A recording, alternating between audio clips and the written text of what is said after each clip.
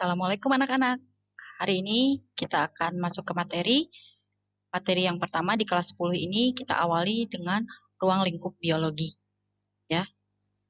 Jadi sesuai dengan nama judulnya, di sini kita akan perkenalan mengenai kajian apa saja sih yang akan kalian pelajari di mata pelajaran biologi ini. Ya. Oke. Sebelum ke tujuan, Ibu ingatkan dulu sedikit mengenai apa itu biologi. Ya. Biologi sesuai dengan namanya berasal dari dua suku kata ya. Oke, di sini ya Ibu pindah. Oke. Biologi itu berasal dari dua suku kata yaitu bios dan logos. Bios itu artinya hidup dan logos artinya ilmu. Jadi biologi sudah jelas akan mengkaji tentang makhluk hidup. Tetapi tidak hanya makhluk hidup saja, tetapi makhluk hidup dan hal-hal yang mendukung kehidupan makhluk hidup tersebut juga nanti akan dikaji. Ya seperti matahari nanti, tanah, air itu juga akan ada di kajian biologi karena tentu saja makhluk hidup itu tidak bisa hidup tanpa adanya matahari, udara, air, dan tanah tersebut ya. Sehingga biologi adalah ilmu tentang makhluk hidup dan lingkungannya. Oke. Nah, tujuan pembelajaran kita untuk pertemuan kali ini kita spesifikkan dua tujuan pembelajaran. Yang pertama, kalian akan mengkaji tentang objek-objek yang dikaji di dalam biologi dan segala macam permasalahannya dari objek-objek tersebut. Yang kedua yaitu kalian mengidentifikasi mengenai cabang-cabang biologi menurut objek dan persoalan yang dikaji tadi ya. Nah, kita awali dari makhluk hidup. Objek kajiannya adalah makhluk hidup. Nah, makhluk hidup itu ternyata tersusun atas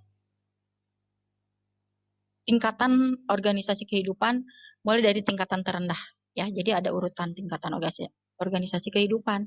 Ini untuk memudahkan dalam pengkajian kita ya. Jadi tingkatan terendah dari makhluk hidup atau komponen penyusun makhluk hidup terendah itu kita sebut molekul. Molekul ini berupa senyawa-senyawa kimia. Kumpulan molekul di sini ternyata yang mengisi sel. Jadi sel ini tersusun atas kumpulan molekul. Sel adalah unit terkecil dari kehidupan atau unit terkecil makhluk hidup. Yang namanya makhluk hidup pasti punya sel. Ya, yang namanya makhluk hidup pasti punya sel. Nah, sel ini nanti akan berkumpul membentuk yang namanya jaringan. Kumpulan jaringan membentuk organ, kumpulan organ membentuk sistem organ, kumpulan sistem organ membentuk tubuh makhluk hidup sendiri. Tubuh kita contohnya organisme atau kita sebut individu. Kumpulan organisme sejenis akan membentuk populasi, kumpulan populasi membentuk komunitas, kumpulan komunitas membentuk ekosistem, kumpulan ekosistem membentuk yang namanya bioma. Ya, Ibu ambil contoh untuk penjelasan yang barusan, yaitu kita ambil sistem peredaran darah sebagai contoh. Ya, tubuh kita itu kan punya sistem organisme atau individu tubuh manusia punya yang namanya sistem peredaran darah. Sistem peredaran darah tersusun atas organ penyusunnya. Apa saja organ dalam sistem peredaran darah? Ada jantung, ada pembuluh darah. Ya, kita ambil satu saja jantung. Jantung itu organ. Organ berarti di dalam organ tersusun atas beberapa jaringan. Apa jaringan penyusun jantung?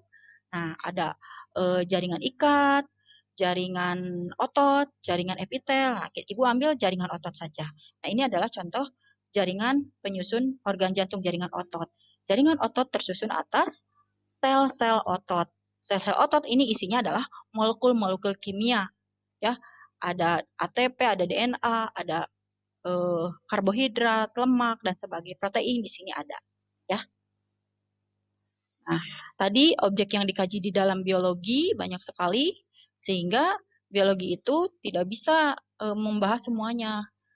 Ya, sehingga para ilmuwan mengkhususkan dan memunculkan cabang-cabang ilmu biologi yang baru. Seperti fenomena yang terjadi sekarang, yaitu kemunculan COVID-19. Diteliti COVID-19 itu apa sih? Bakteri apa virus? Oh, ternyata dia adalah virus. Makhluk hidup disebut virus itu apa syaratnya ya? Itu ada cabang ilmu biologi khusus untuk mengkajinya yang disebut dengan virologi. Nah, kalau dia bakteri, ada cabang ilmu biologi khusus juga yaitu bakteriologi. Beda kajiannya ya. Mikologi itu membahas tentang jamur, zoologi membahas tentang hewan dan sebagainya. Itu ya yang bisa Ibu sampaikan di pertemuan kita kali ini. Terima kasih, tetap semangat.